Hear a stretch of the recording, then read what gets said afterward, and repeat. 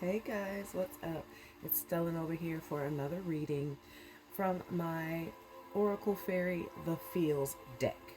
Now, I was using the name The Oracle Fairy, but I just ran across another young lady's page and that is the name that she uses and she has a trademark next to it.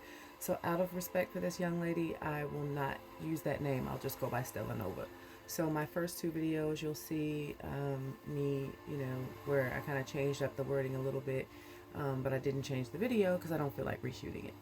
But I'm not a competitive person. I don't need a name. I got 1,000 other aliases that I can use, or I can just be Stella Nova. Goddess Prodigy is my music writing artistry name. Stella Nova is my author name.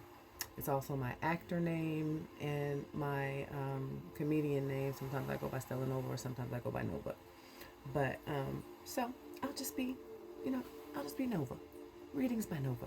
I like that. So now that we got that cleared up, so that way if she happens to come across my page and she sees the Oracle Fairy deck, that is not me going by, her reader name. It's just the name of my deck. This is, like I said, the Oracle Fairy, The Feels deck by Stella Nova. My name is right there.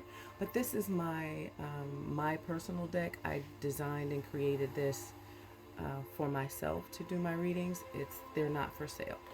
So without further ado, let's just go ahead and get into it. Now, Oracle decks are just, about a lot of things. They are not tarot, because a lot of people are scared of tarot. Most people are scared of things because they don't really know, they don't know what it means. They don't really understand it.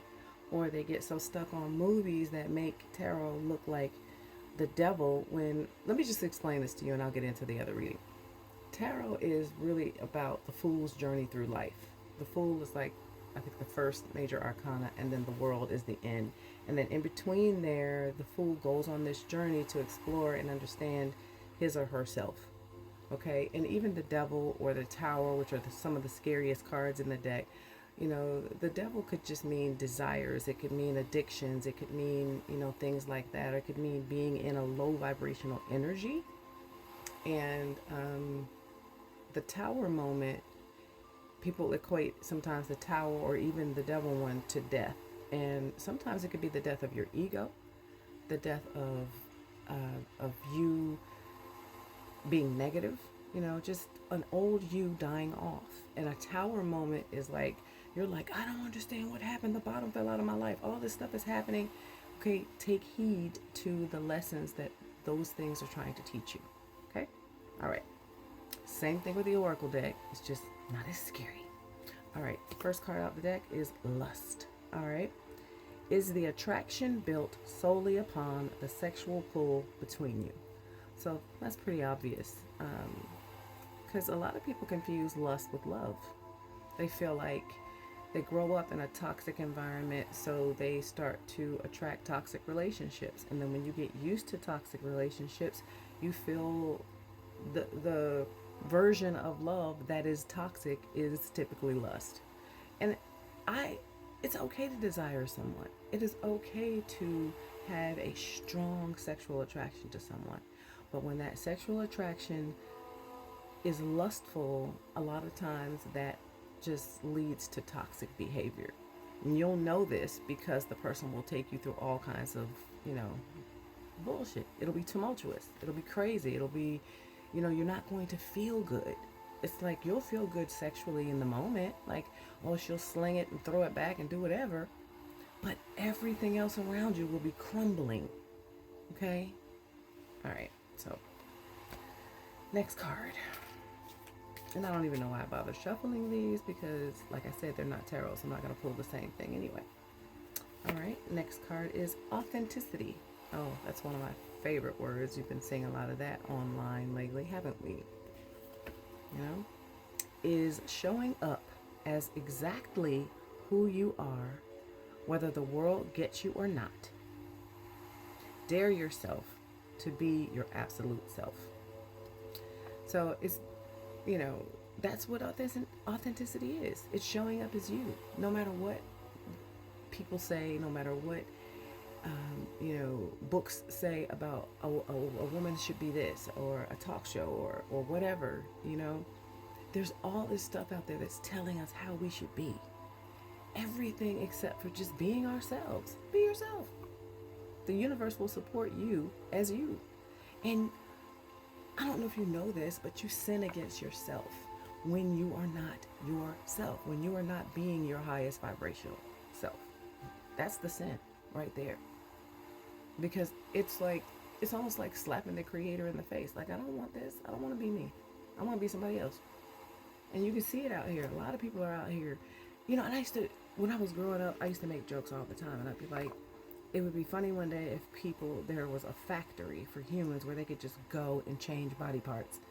And that's literally what's happening now. People are so afraid of being who they are or carrying what they have that they want to go out and replace it with new body parts. Or, I want to change this, I want to change that. But they won't change the inside. It's not the outside that's the problem. It's what's inside of you that needs to change so that you accept yourself as yourself. All right, let's get another card. I love myself.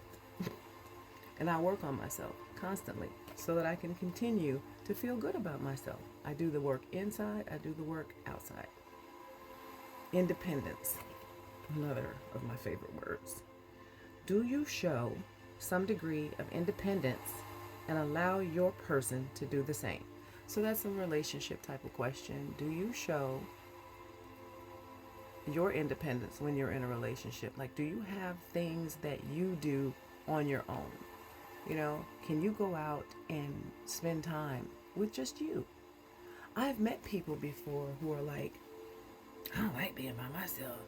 I can't stand being by myself. And I'm like, and you expect somebody to want to be with you? Why would anyone else want to be with you if you don't want to be with you? I love being with me. I'm a hoot. I am very entertaining. You know what I'm saying? I love my me time. So I absolutely will allow that with my person, as long as that person doesn't take that for granted and just not call me for a week, not call, my max is a day and a half. Okay, a day and a half. Past that, if I don't wish this on you, but if you ain't laid up in some hospital bed and you just can't use the phone, but somebody needs to call me, we're gonna have problems, because there's just a certain level of respect I expect in a relationship. And people are like, oh, you shouldn't have expectations. Okay, well, okay, that's unrealistic. We expect to be treated well. We expect to be communicated with. We expect to be informed about things. We expect for things to get shared with us. I mean, come on. Reasonable expectations. I do not feel there's anything wrong with that. And don't let anybody tell you different. We all have fucking expectations, whether we voice them or not. I think we got time for one more card. It's 8:30. I try to keep these as micro readings and no more than 10 minutes. Okay, shallow water. Are you and your person stuck in shallow water to avoid going too deep? This happens a lot in relationships, especially when somebody or both parties are afraid. You will stay in a shallow topical area and not touch anything that has anything to do with the feels, because one or both of you are not comfortable with your feelings. And when you're not comfortable with your feelings, it is because there is something in you that has not healed fully from your past. Okay? Never date someone who's not in a good place with themselves. None of us are fully healed. You will never be 100%. But you can get pretty damn close if you do the work. All right. I'm Nova, y'all. Thanks for hanging out with me. And I'll see you next time when I do another reading.